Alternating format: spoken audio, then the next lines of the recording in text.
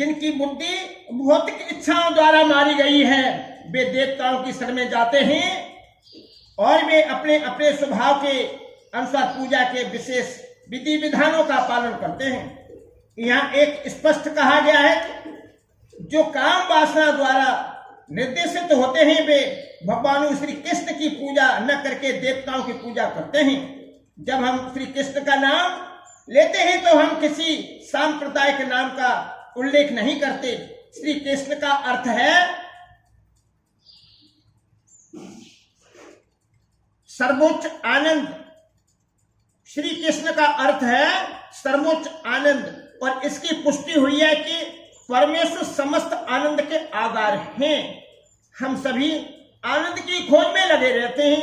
आनंदमयो भयासातुम वेदांत सूत्र एक एक वारे भगवानों की ही भांति जीव चेतना से पूर्ण है और सुख की खोज में रहते हैं। भगवान तो नित्य सुखी हैं, और यदि जीव उनकी संगति करते हैं, उनके साथ सहयोग करते हैं, तो वे भी सुखी बन जाते हैं। भगवान इस मित्रलोक में सुख से पूर्ण अपनी वृंदावन लीलाएं प्रदर्शित करने के लिए अवतरित होते हैं। अपने गोप मित्रों के साथ, अपनी गोपिका सखियों के साथ, वृंदावन के अन्य निवासियों के साथ तथा गांव के साथ उनकी लीलाएं सुख से ओतप्रोत हैं। वृंदावन की सारी जनता श्री कृष्ण के अतिरिक्त अन्य किसी को नहीं जानती थी, परंतु भगवान श्री कृष्ण ऐसे थे कि उन्होंने अपने पिता नंद महाराज को भी इंद्रदेव की पूजा करने से निरुत्साहित किया, क्योंकि वे इस तथ्य को प्रतिष्ठित करना चाहते थे कि लोगों को किसी भी देवता की पूजा करने की आवश्यकता नहीं है, उन्हें एकमात्र परमेश्वर की पूजा करनी चाहिए, क्योंकि उनका चरम लक्ष्य भगवती धाम को वापस जाना है। भगवत गीता में 15:6 भगवान श्री कृष्ण के धाम का वर्णन इस प्रकार हुआ है। न तदुभासयते सूर्येन संसाको न पावकम, न तदुभासयते सूर्यो न संसाको न पावकम, यदु गतवान निर्वर्तन्ते तदु धाम परम ममम। मेरा परम धाम न तो सूर्य या चंद्रमा द्वारा, नहीं अग्नि या बिजली द्वारा प्रकाशित होता है। जो लोग वहां पहुंच जाते हैं वे इस भौतिक जगत में फिर कभी नहीं लौटते। यह श्लोक उस नित्य आकाश परम धाम का वर्णन प्रस्तुत करता है। निस्संदेह हमें आकाश की भौतिक धारणा है और हम इसे सूर्य चंद्र तारे आदि के संबंध में सोचते हैं, किंतु इस श्लोक में भगवान बताते हैं कि नित्य आकाश में सूर्य चंद्र अग्नि या बिजली किसी की आवश्यकता नहीं है, क्योंकि वह परमेश्वर से निकलने वाली ब्रह्म ज्योति द्वारा प्रकाशित है। हम अन्य लोकों तक पहुंचने का कठिन प्रयास कर रहे हैं, लेकिन परमेश्वर के धाम को जानना कठिन नहीं है। यह धाम गोलोक कहा जाता है। ब्रह्म संहिता में 5:37 इसका अतीव सुंदर वर्णन मिलता है। गोलोक एवं निवसत्य खिलातम भूतम। भगवानु अपने धाम गोलोक में नित्य वास करते हैं, फिर भी इस लोक से उन तक पहुंचा जा सकता है, और ऐसा करने के लिए वे अपने सच्चिदानंद विद्या रूप को व्यक्त करते हैं, जो उनका असली रूप है। जब वे इस रूप को प्रकट करते हैं तब हमें इसकी कल्पना करने की आवश्यकता नहीं रह जाती कि उनका रूप कैसा है। ऐसे चिंतन को निरुत्साहित करने के लिए ही वे अवतार लेते हैं और अपने श्याम सुंदर स्वरूप को प्रसिद्ध करते हैं। दुर्भाग्यवश अल्पज्ञ लोग उनकी हंसी उड़ाते हैं, क्योंकि वे हमारे जैसे बनकर आते हैं और मनुष्य रूप धारण करके हमारे साथ खेलते कूदते हैं। लेकिन इस कारण हमें यह नहीं सोचना चाहिए कि वे हमारी तरह हैं। वे अपनी सर्वशक्तिमता के कारण ही अपने वास्तविक रूप में हमारे समक्ष प्रकट होते हैं और अपनी लीलाओं का प्रदर्शन करते हैं, जो उनके धाम में होने वाली लीलाओं की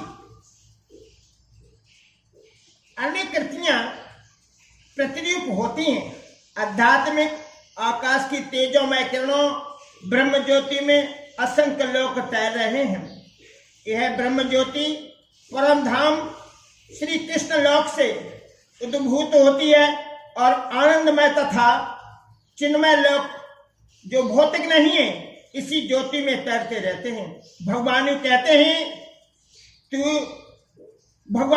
हैं न तू भासयते सूर्योन साकोन पावकम यदि गतवान नवतंते तदुधाम परम मम।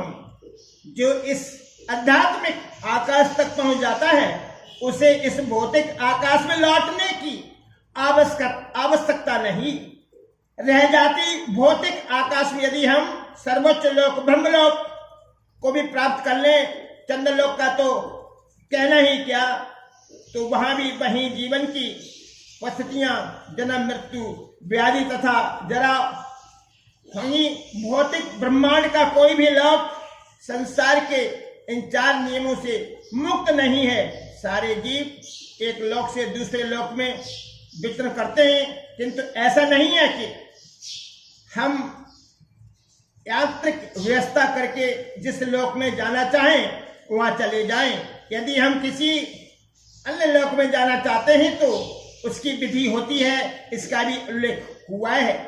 यान्ति देवव्रता देवानु पितरन यान्ति पितृ भ्रांताम।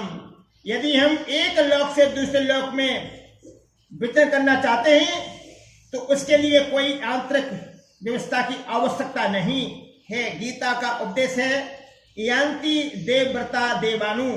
चंद्र सूर्य तथा उत्तर लोक सर्वलोक कहलाते हैं। लोकों की 3 विभिन्न स्थितियां हैं, उत्तर मध्य तथा निरंतर लोक। पृथ्वी मध्य लोक में आती है। भगवद गीता बताती है कि किस प्रकार अति सरल सूत्र यान्ति देवव्रता देवानु द्वारा उत्तर लोकों यानी देवलोकों को तक जाया जा सकता है। मनुष्य को केवल उस लोक के विशेष देवता की पूजा करने की आवश्यकता है और इस तरह चंद्रमा सूर्य या अन्य किसी भी उत्तर लोक को जाया जा सकता है। फिर भी भगवत गीता हमें इस जगत के किसी लोक में जाने की सलाह नहीं देती, क्योंकि चाहे हम किसी यांत्रिक युक्ति से 40,000 वर्षों और कौन इतने समय तक जीवित रहेगा तक यात्रा करके सर्वोच्च लोक ब्रह्मलोक क्यों न चले जाएं, किंतु फिर भी वहां हमें जन्म मृत्यु जरा तथा व्याधि जैसी भौतिक असुविधाओं से मुक्ति नहीं मिल सकेगी। लेकिन जो परम लोक श्री कृष्ण लोक या आध्यात्मिक आकाश के किसी भी अन्य लोक में पहुंचना चाहता है उसे वहां से असुविधाएं नहीं होंगी। आध्यात्मिक आकाश में जितने भी लोक हैं उनमें गौलोक वृंदावन नामक लोक सर्वश्रेष्ठ है, जो भगवान श्री कृष्ण का आदि धाम है। यह सारी जानकारी भगवद गीता में दी हुई है और इसमें उपदेश दिया गया है कि किस प्रकार हम इस भौतिक जगत को छोड़कर आध्यात्मिक आकाश में वास्तविक आनंदमय जीवन बिता सकते हैं। भगवद गीता के 15वें अध्याय में भौतिक जगतों का जीता जागता चित्रण हुआ है। कहा गया है कि ऊर्ध्व मूलमधम शाखम स्वतथम प्राहुर व्ययम छंदासी यसे प्रणाम नी यस्तम वेद से वेद बितु। यहाँ पर भौतिक जगत का वर्णन उस वृक्ष के रूप में हुआ है जिसकी जड़ें ऊर्ध्वमुखी हैं और शाखाएं अधोमुखी हैं।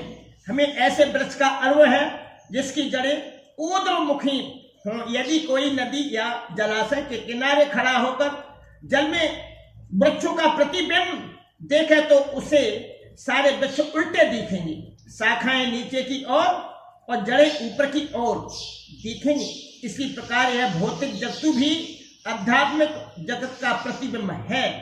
यह जगत वास्तविकता का प्रतिबिंब छाया मात्र है।